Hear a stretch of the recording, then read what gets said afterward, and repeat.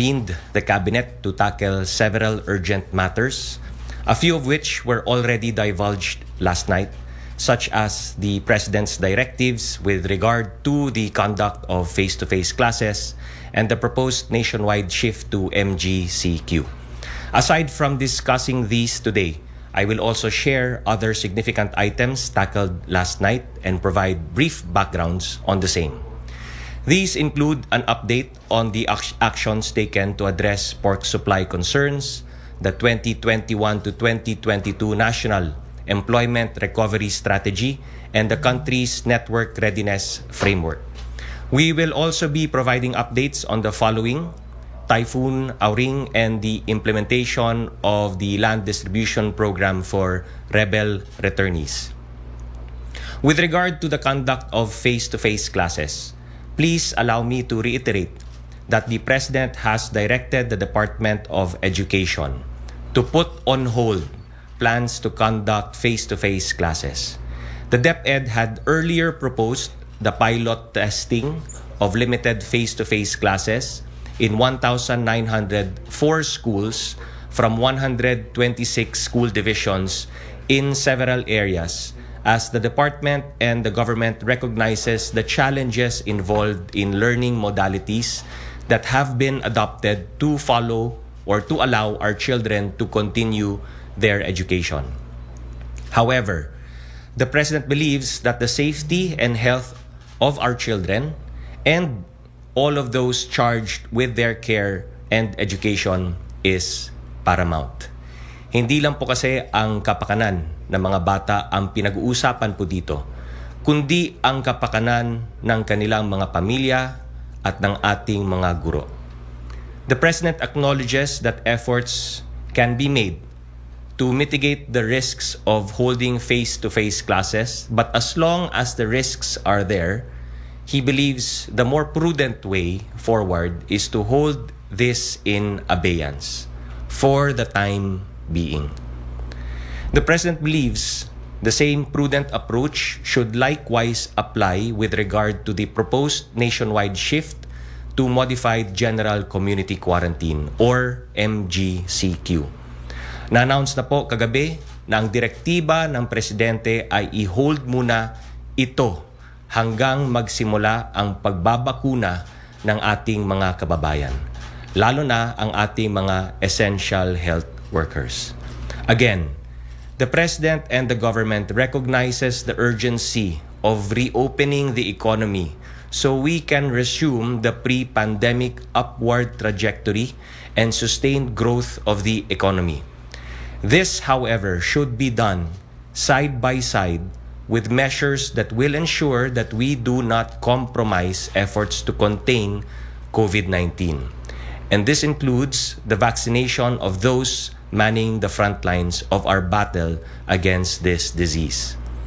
Ang importante ngayon ay tuloy-tuloy po ang iba pang hakbang para matugunan ang mga economic concerns habang hinahanda ang pag-roll out ng mga bakuna. Isa po dito ang karagdagang support para sa ating mga hog raisers para matugunan ang kakulangan ng supply ng pork sa merkado. One proposal being studied is an insurance subsidy of 50% for commercial hog raisers that will utilize the Quick Response Fund under the QRF of the Department of Agriculture. This is just one initiative being considered to help our hog farmers increase supplies. Another initiative that was discussed yesterday was the 2021 to 2022 National Employment Recovery Strategy or NERS or NERS. As most of you already know, like the rest of the world, the country's employment was hit hard by the pandemic. Unemployment peaked last April at 17.6% or an equivalent of 7.2 million Filipinos. And while we were able to halve that to 8.7% by October of 2020, we recognize that a coherent national strategy can help create a policy environment that encourages generation of more employment and entrepreneurship opportunities. It will improve employability and productivity of our workers, and it will provide support to existing and emerging businesses. This is where the NERS or NERS comes in. The strategic framework of the NERS is based on the following pillars. Pillar number 1, stimulating the economy and employment. Pillar number 2, supporting enterprises, jobs, and income. Pillar number 3, protecting workers in the workplace. And pillar number 4, trusting social dialogue to encourage innovative solutions. To help move the NERS along, a NERS task force has been formed, co-chaired by the Department of Labor and Employment and chaired by the Department of Trade and Industry, and co-chaired as well by the Technical Education and Skills Development Authority. The task force's members include the DOT, DILG, DENR, DICT, DA, DAR, DSWD, DepEd, CHED, DPWH, DOTR, DOST, and NSC. Among the policy considerations that the NERS task force has initially discussed are the emphasis on the need for a whole-of-government approach that will help create jobs and encourage more investments vis-a-vis key government policy and program interventions such as the Corporate Recovery and Tax Incentives for Enterprises Act, the Balik Probinsya, Bagong Pag-asa, the Build, and others. The affordability of testing requirements to restart the tourism industry. The push for policies to strengthen finances through measures such as the Government Financial Institutions Unified Initiatives to Distressed Enterprises for Economic Recovery Bill, the FIST or Financial Institution Strategic Transfer Bill, already signed into law, the Personal Property Security Act, the Warehouse Receipts Bills, which will help access to finance of pandemic-hit enterprises. An executive order is now being readied to institutionalize the NERS task force in order to oversee all of these efforts. Another important matter tackled yesterday that will help us bounce back better from the ongoing pandemic are government efforts to improve the digital readiness of the country. While we have some good news on this front, with the country now ranked 86th, up from 100th in the Speed Test Global Index, the pandemic just emphasized how much work must be done in order to address the increasing demand for ICT infrastructure. Government recognizes that there are existing challenges in our efforts to connect our people, and this is due to several factors such as a 1 tower to 4,000 households ratio, the minimal use of poles or microtowers and in-building solutions in CBDs, the low number of towers, fiber, backhaul, and fiber network, and inadequate investments in connectivity, especially in missionary areas. In this regard, the DICT has adopted the CHIP conceptual framework in order to address these concerns. CHIP stands for C, connect, H, harness, I, innovate, and P, protect. Efforts are actually already underway to ensure improved access to the internet, and these include easing regulatory burdens through progressive regulations and policies such as the entry of a third telco and an issuance of a JMC on tower permits, and initiatives to spur growth and expansion through catalytic programs and projects. Following the CHIP framework and ongoing DICT efforts, the government expects an average of 5,000 towers per year to be built over the next 3 years. Government also plans to continue fast-tracking programs and projects such as the National Broadband Program, the Free Wi-Fi for All Program, and the National Government Data Center. To wit, among the proposals submitted and approved last night, number 1, issue a JMC for fiber, common poles, and in-building solutions for national compliance. Number 2, to provide provisional approval for right-of-way for the ICT infrastructure projects, specifically the National Broadband Project Phase 1 and the Luzon Bypass Infrastructure or LBI.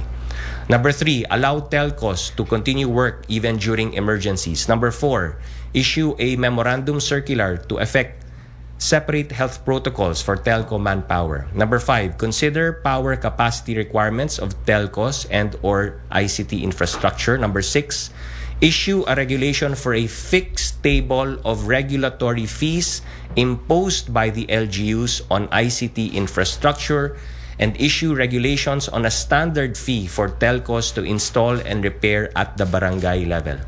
Number 7, urge LGUs to fast-track issuance of certificate of final electrical inspection. Number 8, urge LGUs to streamline requirements and procedures for shorter turnaround time in processing permits. Of course, the ultimate objective is to connect the Filipino people and to provide the means for our kababayans to not just survive, but to thrive in the digital age.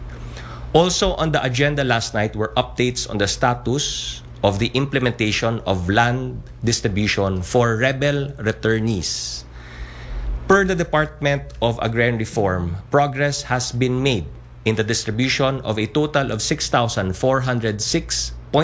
hectares of land located in regions 2, 5, 8, and 11. For perspective po, this is an area larger than the size of the city of Manila, which has an area of 4,288 hectares. Gusto po natin mapabilis ang pag-distribute nito dahil alam po natin na napakalaki ng role nito para sa ating peace efforts. To speed things up, the DAR has recommended and the President has approved the following. Number 1, for the AFP and PNP to provide security measures in the government-owned land areas which are found to be critical in nature. Number 2, to create an interagency task force for the relocation of rebel returnees in other regions or provinces with available government-owned lands. Number 3, for government agencies to identify idle government-owned lands that are ideal for distribution for rebel returnees. And number 4, to implement the whole-of-nation approach for the enhancement of livelihood support projects to rebel returnees. Before wrapping up, please let me share just some updates regarding Typhoon Auring. As of yesterday, it was reported that 29,008 families or 112,734 individuals have been affected by the typhoon. Thankfully, we do not have any casualties as of the moment. A total of 18,996 families or 69,682 individuals have been evacuated, and financial assistance has been extended to all those affected, especially to our fellow Mindanaoans in Surigao del Sur. Rest assured, government continues to closely monitor the situation and preparedness and response measures are already in place. Ngayong araw, nakatakdang bisitahin ni Pangulong Duterte ang mga nasa lantang lugar para makita firsthand ang damage na dulot ng bagyong ito. Bago natin sagutin ang mga tanong mula sa media, nais ko sanang iwan sa ating mga kababayan ang mga katagang ito. Sa lahat ng pinagdadaanan natin bilang bansa, nandito ang pamalaan na nakahandang umalalay sa inyo. Higit sa lahat, kailangan nating magtulungan. Thank you, and let's now proceed to the open forum for any questions or clarifications. Thank you, Cabsec. Our first question will come from Mela Lesmoras of PTV. Mela? Hi, good morning po, Cabsec. My first question po, follow-up lang po dun sa huli niyong statement na pagbisita ni Pangulong Duterte sa mga naapektuhan ng bagyo. May information po ba tayo kung mamimigay po kaya siya ng ayuda or may specific po bang ipapamahagi sa mga naapektuhan ng bagyo? Well, right now, nandiyan naman po yung ating mga ahensya ng gobyerno who are already doing that. No, the President intends to visit, weather permitting, weather permitting. The President intends to visit and bring with him some cabinet members para mabilis din yung aksyon pag may nakita siya na mga gaps or kailangan pang gawin over and above what is already being done by government. So abangan na lang po natin kung ano yung magiging direktiba ni Pangulo pagdating niya dyan. But number one, for sure, kailangan niyang makita firsthand ang situation. Number two, we already got a briefing last night, but the briefing will continue mamaya-maya pagdating ni Pangulong Duterte on the ground sa Caraga region. And then, of course, based on the briefing and the reports and his visual observation on the ground, ay magbibigay naman po ng mga direktiba si Pangulo. But right now, ongoing naman po ang efforts ng ating government. So si Pangulo will just add on, no, kung meron siyang makita kailangan pang gawin. Opo. And sir, may second question on MGCQ naman po. Yun nga nasabi ng Pangulo na no vaccine rollout, no MGCQ. Since magsisimula naman na po yung pagpababakuna, hopefully this week, by April po kaya ay matutuloy na yung pagsasailalim sa MGCQ sa buong bansa. And ano po yung mga kinonsider ng Pangulo para nga mag-come up sa decision na ito? Well, Pangulo, ang sinabi ni Pangulo talaga is there is a time for everything. So in the mind of the President, ang gusto niya po mangyari is dapat makita muna niya yung pag-roll out ng vaccines bago siya magdedesisyon at magre-reconsider dun sa MGCQ. So kumbaga, for him, it's a step-by-step approach. Itong step muna before we go to the next step. So that is what the President wants to see first hand, na mag-roll out muna ng vaccination before niya i-reconsider yung pag-MGCQ ng buong bansa. Opo. Quick follow-up lang, Cabsec, kasi nitong mga nakalipas na araw, talagang pinapaliwanag ng economic team kung gaano sana kaganda yung magiging epekto sakaling ang isailalim yung buong bansa sa MGCQ.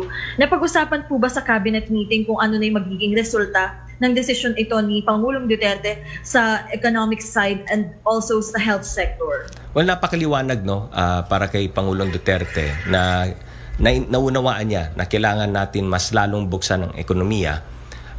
Pero para sa kanya, step by step, no?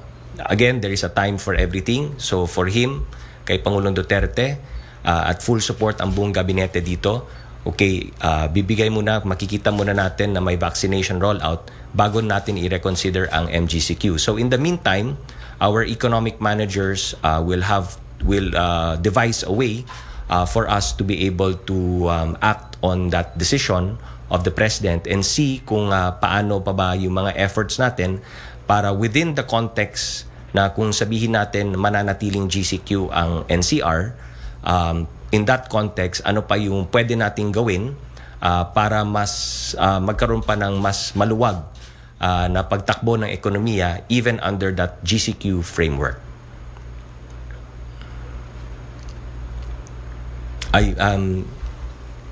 Walang audio, sorry.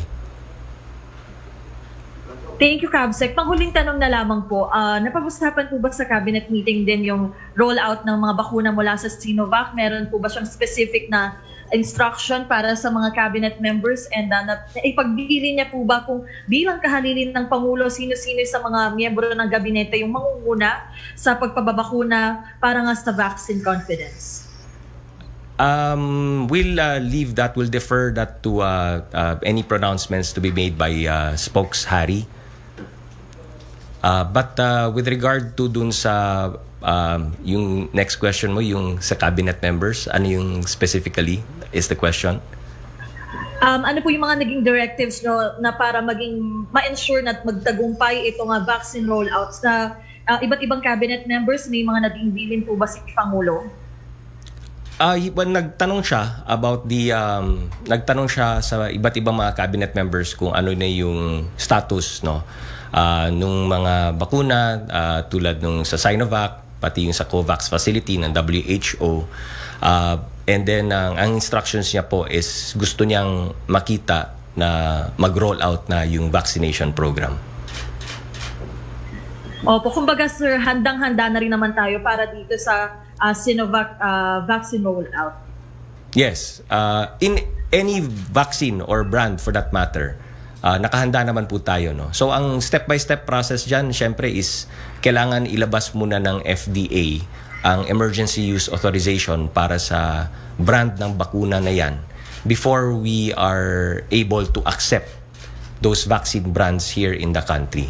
So without the FDA emergency use authorization, approval, ay hindi po natin pwedeng iparating dito sa bansa yung vaccines na yan at hindi natin pwedeng i-roll out. But as far as preparations are concerned on the ground, napakahanda na po, very very ready, prepared ang ating mga iba't ibang LGUs sa iba't ibang regions. So we're ready to roll it out. It's just a matter of accepting the vaccines, and syempre hintayin din po natin ano yung maging desisyon ng NITAG, no, the National Immunization Technical Advisory Group, in terms of the use of these vaccines, particularly dun sa priority members of the population na kailangan natin pa-bakunahan.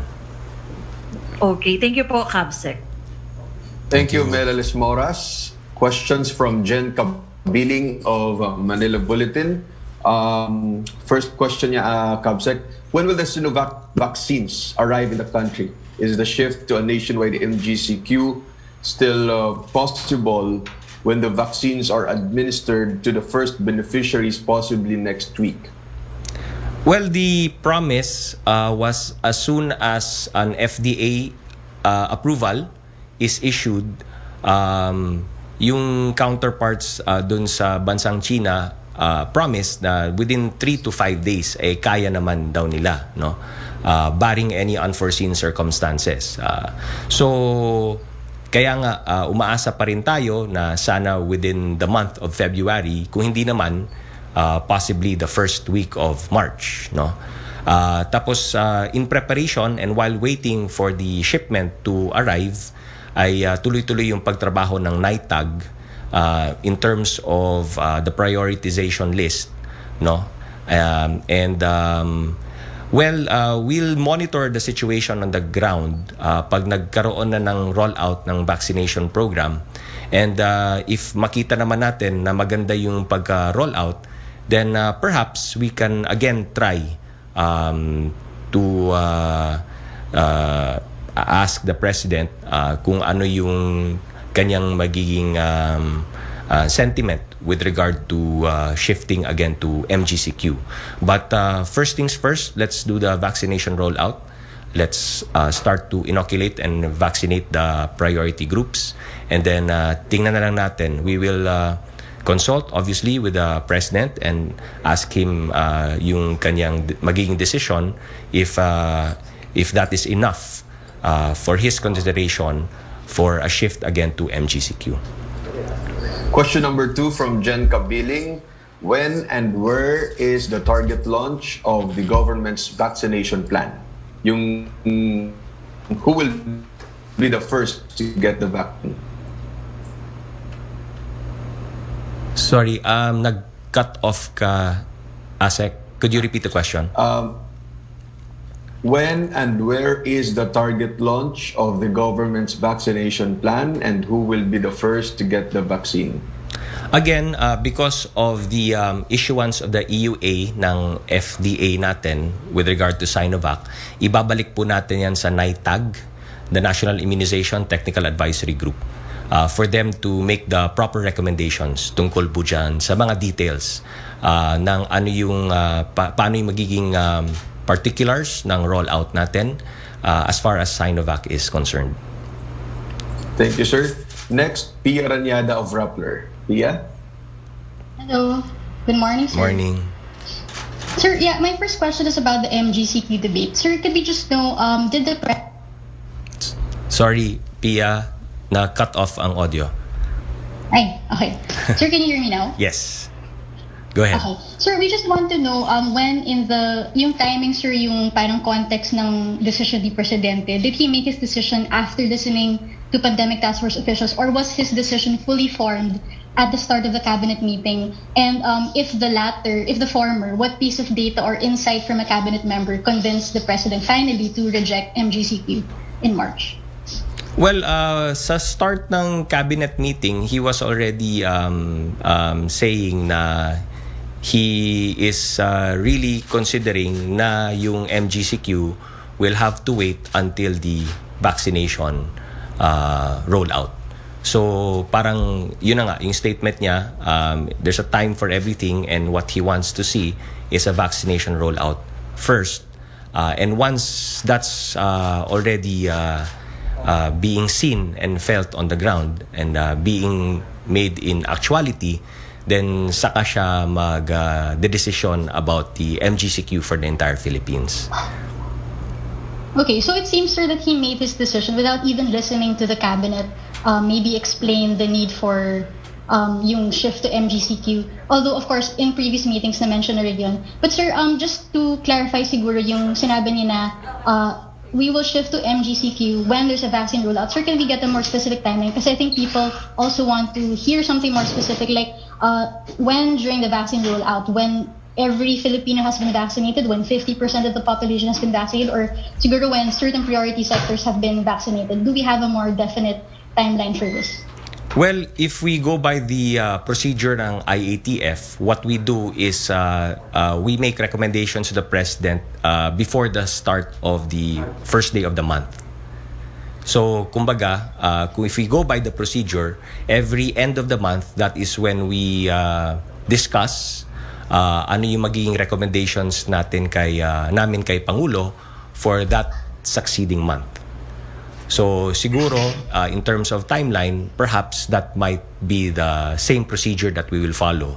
So kumbaga, for the entire month of March, makikita natin ang rollout ng vaccination program, and then by the end of March, before the end of March, we will make our recommendations to the President. Of course, at any given point in time, the President may also make a decision with regard to MGCQ for the entire country at any given point in time for the month of, within the month of March. Okay, so sir, that doesn't really sound like a plan. It just sounds like every month you will assess the situation. But sir, do we have a target at least na parang, if we say that we can vaccinate this many people a month, and then the President wants to see, for example, a significant impact of the vaccination, when do we expect to see this impact? I mean, like let's say 5 months after the start of the vaccination, then maybe that can be the target for any shift or any relaxation. Wala po bang ganung planning, more like forward-thinking planning instead of always relying on yung month-to-month assessments? That's always been the practice natin. It's really a month-to-month assessment and a month-to-month decision. So nakasanayan na rin natin yung ganyang klaseng protocol and procedure. So we will stick to that procedure. Sir, lastly, okay. Sir, did you have anything else? That wasn't me. That was JB. Hi, okay. Sir, last question. The President has said that he prefers the Sinopharm vaccine, but so far we haven't really heard anything concrete about this vaccine. I mean, it hasn't even applied for an EUA. Sir, may we know the status of Sinopharm applications to the country, and how come it hasn't been siguro that visible in the government's vaccination plan when we know that the President himself prefers the Sinopharm vaccine? I will defer to the vaccine cluster to answer that particular question. So, sir, hindi na-bring up yung vaccination plan during the cabinet meeting? Na-bring up, but again, na-bring up, napag-usapan naman during the cabinet. But again, with regard to your particular question, I will defer to the vaccine cluster. Is the President holding anyone accountable for the delay in the vaccine arrivals? Dun well, alam mo, si Pangulo also understands na we are at the receiving end, no, of these vaccines. As much as we want to and as practicable as possible, ginagawa naman po natin ang lahat ng kinakailangan natin based on the requirements being asked of us. But at the end of the day, it's really the vaccine manufacturers' obligation, responsibility to ship it to us at the time that was promised, no? But as far as we're concerned, lahat naman ng kailangan gawin at makomply ay nako-comply naman po natin. But we are at the receiving end. So he blames the manufacturers, not the cabinet members, not Galvez. Ginagawa natin ang lahat ng dapat at kailangan gawin as far as what is required of us and what is being asked of us in terms of compliance. All right. Thank you. Thank you, sir. Thank you, Pia Ranyada of Rappler. Ace Romero of Philippine Star. Officials previously said the proposal to place the Philippines under MGCQ was intended to assist people who are getting hungry or are dying because of non-COVID reasons. Economic managers are also cited income losses due to lockdowns. What happens now to the people who are getting hungry or who lost their jobs now that the president rejected the easing of quarantine status? Well, like I said, the economic cluster, our economic managers will have to work within the context and framework ng pag-retain, sabihin natin, ng GCQ sa ibang areas. No? So again, the IATF will make recommendations again to the President kung anong areas ang GCQ, ang mananatiling GCQ, anong areas ang magiging MGCQ. And again, based on that framework, then our economic managers and different concerned departments and agencies will have to work around that framework in order for us to address yung mga needs. No? That being said, the President is just asking for a little more time. Because again, ang step-by-step process para sa kanya is vaccination rollout muna. Let's wait and let's see a good and successful rollout of the vaccination. Makita lamang na nagsimula yung vaccination program, na may mga nakakuha na ng bakuna, may nabakunahan na, and then he will make the decision about the MGCQ for the entire country. Thank you, sir. From Alden Monzon of Kyodo News, with the President's directive yesterday that the Philippine government will not place the country in MGCQ without the rollout of vaccines, can you confirm if this also means that the next stage of further easing of restrictions for international travel is a long way off? And do you have an estimate when the next easing of existing restrictions will be and what people can expect? Well, particular concerns and issues and questions like that will have to be decided by the IATF as a collegial body. So ayokong pangunahan anong magiging decision ng IATF with regard to that. Plus, we will be making these recommendations to the President ultimately. No? So, hindi ko maaring sagutin yan because kailangan pa natin i-process yan sa IATF.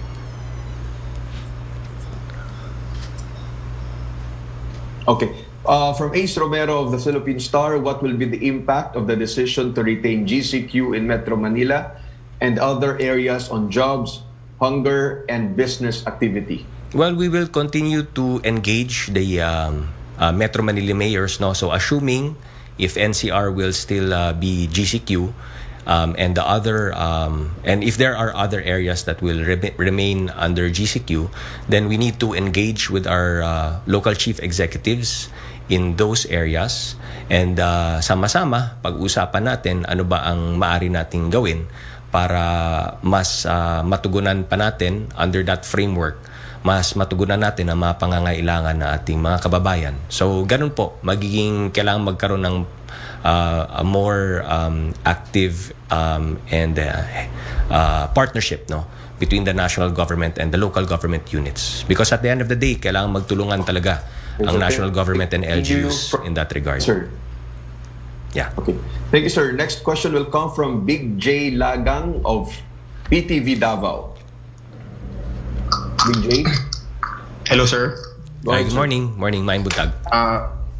Mayong buntag, Kabsek. Considering this pronouncement by President na no vaccination, no MCCQ, we also have to consider siguro, Kabsek, yung panawagan ng ibang mga LGUs that rely on tourism activities, specifically the Island Garden City of Samal in Davao del Norte. Pwede kayong makonsider yung request nila, Kabsek, na gradual reopening ng tourism activities, lalo na umaasa talaga sila sa turismo ng kanilang lugar po. Yes, ang Department of Tourism is working very hard to establish those tourism bubbles. So kailangan lang po makipag-ugnayan sa DOT. Kasi the Department of Tourism, meron naman yan silang set, kumbaga template kung ano yung mga pangangailangan, anong kailangan na gawin ng mga LGUs para ma-establish yung tourism bubble na yan. But yes, obviously, the Department of Tourism and the entire national government is very interested in opening up tourism bubbles in various areas of the country kasi we want to rebound and recover our tourism industry once again. No? That means jobs generation also for our people. So yes, makipag-ugnayan lang po sa DOT para lahat ng mga pangangailangan, mga requirements ay ma-fulfill in order for DOT to help in the establishment of a tourism bubble in that area. Alright. Second thing, Kabsec, may we know the clear directive po ng IATF kasi kahapon na-mention po ni Mayor Sara Duterte na the LGU has may parang natanggap na directive po yung LGU na they can start purchasing itong Covavax vaccines. May we know kung may freedom na po na binigay ang IATF sa mga LGUs to procure their own vaccines po? We leave that to the vaccine cluster to make the specific pronouncements with regard to that. Okay. Thank you, Kabsec. Thank you, Big J Lagang of PTV Davao. Next question, Tristan Dodalo of CNN Philippines. Tristan? Hi, Tristan. Okay. Kay Melo Acuña muna of Asia Pacific Daily. Hi, sir. Ayun. I'm sorry, Good morning. Tristan. Go ahead, Tristan. Go ahead. Hi, sir. Good morning po. Morning. Nawawala. Ayan. Tristan, go ahead. Secretary Karlo, question Yes. lang po. Yung... ayan po, is it clear? Medyo choppy, pero sige, go ahead. Ayan. Secretary Nograles, alam ko pa ulit-ulit na yung tanong, no? Pero gusto lang po talagang malaman na may date na po ba kung kailan darating yung first batch ng Sinovac, yung donated from China? Or are we counting dun sa 2 to 3 days after ng issuance ng EUA? Yes. Again, we are at the receiving end of the manufacturers of these vaccines, no? So as far as Philippine government is concerned, our FDA has already approved, no, and released the EUA para sa Sinovac vaccines. So now it's up to the donating country and their manufacturer, the manufacturer in that country of origin, to expedite the delivery of the vaccines as promised. So, syempre, we are awaiting further word. This is a very new development, kaka-issue lang ng FDA. So, kailangan lang natin ma-monitor ano yung magiging pronouncements from the country of origin, from the ambassador perhaps, or from the manufacturer itself. So abangan na lang po natin because right now, obviously, since it's a new development, we are still monitoring the situation and we are doing what needs to be done in terms of communicating through the other line, no? So in both lines of communication. Okay. Okay. And Thank then, you. sir, let's go to Pfizer and AstraZeneca. Okay. Go ahead, Tristan. Okay. Sa cabinet meeting ba, sir, nagbigay ng update si Secretary Galvez? Or meron po bang deadline na kailangan ma-comply na makuha na natin itong mga vaccine na to or else mawawala sa atin yung na-secure na natin yung No, I don't- allocation ng Pfizer at AstraZeneca? Are we working on a specific deadline? I don't think mawawalan tayo ng allocation, no? Because again, commitment was made to us by the WHO through the COVAX facility. So that they stand by that commitment. And we are obviously we look to that commitment. At alam naman po ng WHO na umaasa tayo diyan. I don't think naman that there are no indications naman na mawawala yan sa atin. Okay. Thank you, Tristan Nodalo of CNN Philippines. Okay, sir. Next question, Melo Acuña of Asia Pacific Daily. Melo? Yeah. Good morning. Good morning, ASEC, and good morning, Secretary. Good morning, Melo. I hope you can now hear me. Yes. Good morning. Secretary, I just have one simple question. Will the DILG, the Department of Tourism, DOH, and Department of Transportation come up with a single protocol to boost tourism and enliven the economy in various provinces and tourist-oriented areas? Being the Cabinet Secretary, I believe you can do an important role, Secretary. Yes, actually, yan na po yung ginagawang hakbang ng Department of Tourism together with other departments and agencies of government. Tama po kayo.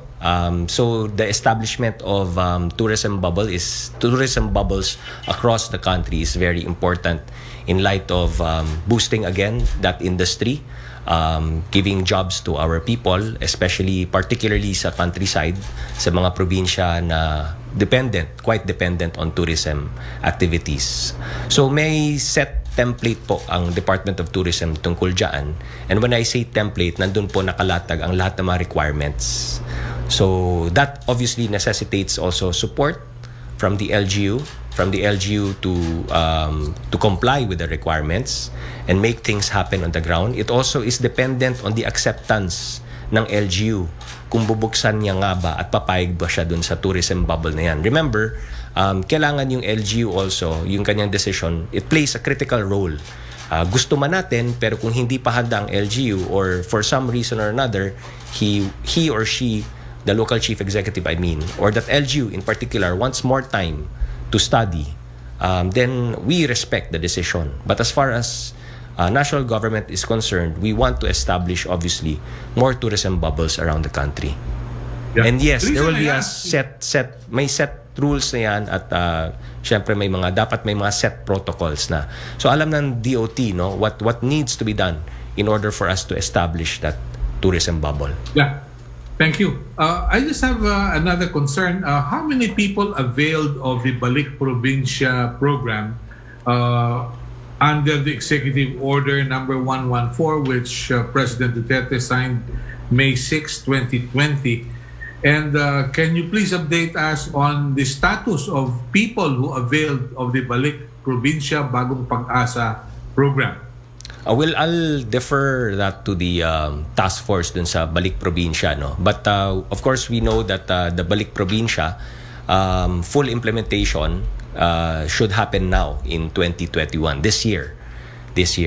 And that's very important also for us to also rebound the economy and help our kababayans return to their provinces of origin and help in the building up of the economy dun sa provinces or localities of origin po nila.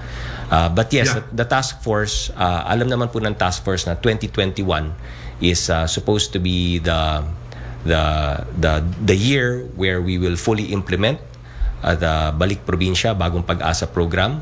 And even sa nurse program on employment that I mentioned, kasama as a component dyan yung Balik Probinsya.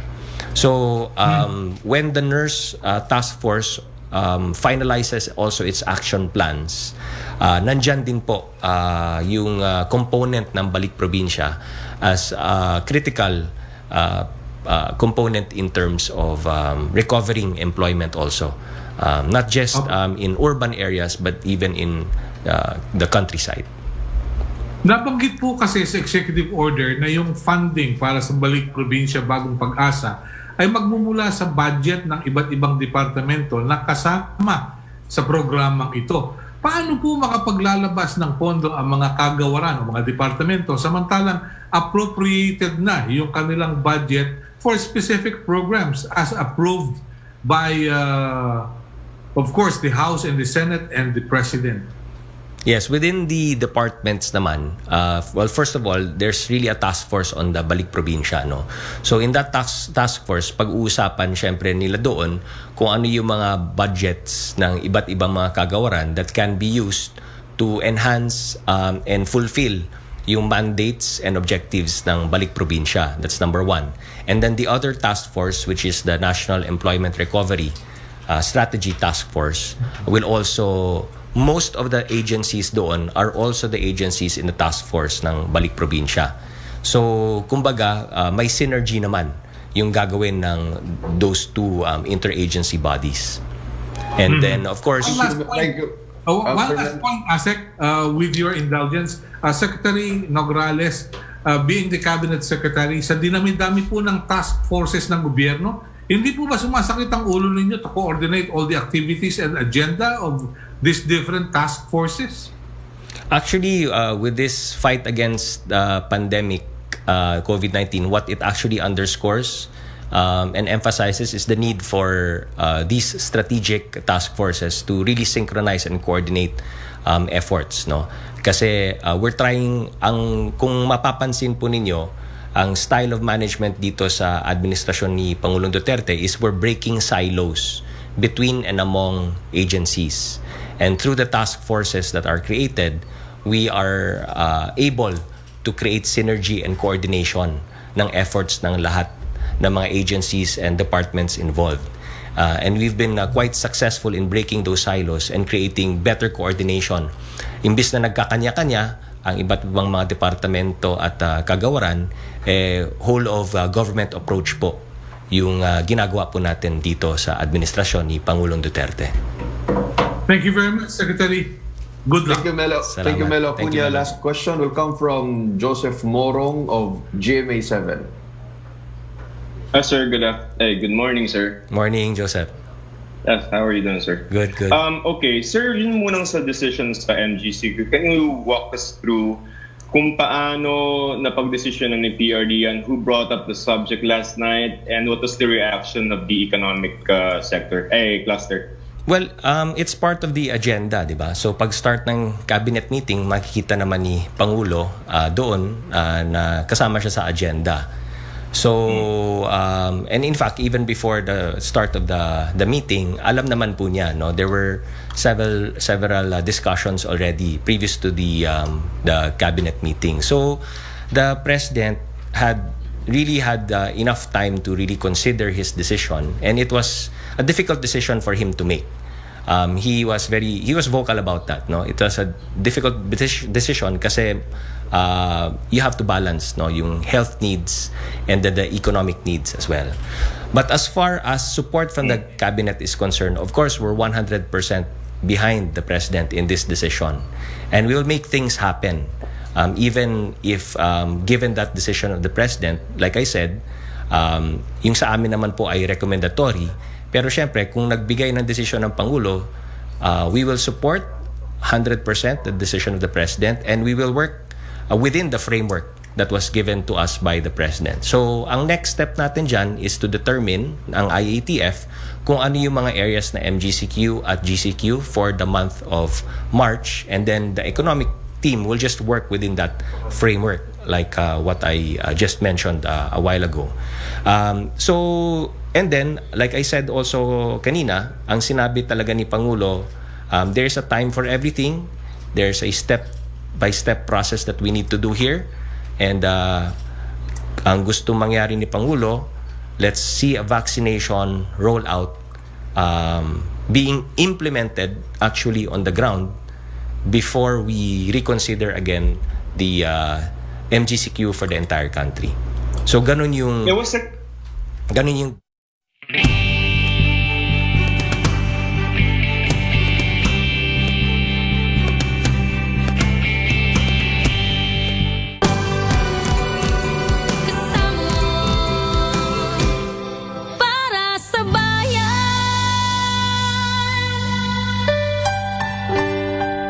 Sa aksidente itong pumutok at tumama sa ulo ni Mansal, agad niyang ikinamatay.